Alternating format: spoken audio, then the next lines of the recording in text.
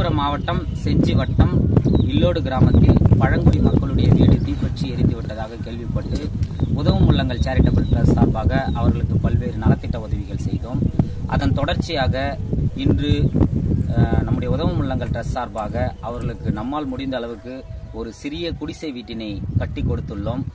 இதற்கு உதவி செய்த அனைவருக்கும் உதவும் உள்ளங்கள் ட்ரஸ்ட் சார்பாக முதலாவது நன்றியினை தெரிவித்துக் கொள்கின்றோம்.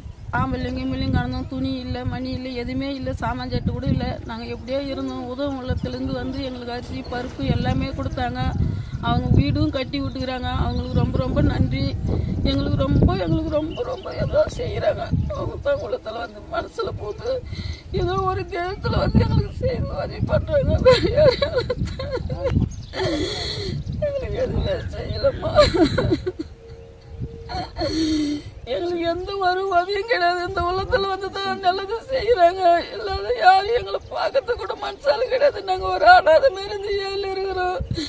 சொந்த பந்தம் கூட எங்களை வந்து பார்க்கறதுக்கு மனசாலும் கிடையாது. நாங்க என்ன பண்றது?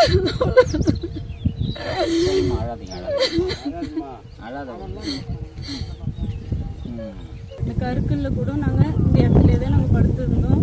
எங்களுக்குன்னு ஒரு வீடு கட்டி கொடுத்தாங்க. உதவும் உள்ளத்துலேருந்து வந்து அவங்களுக்கு ரொம்ப நன்றி.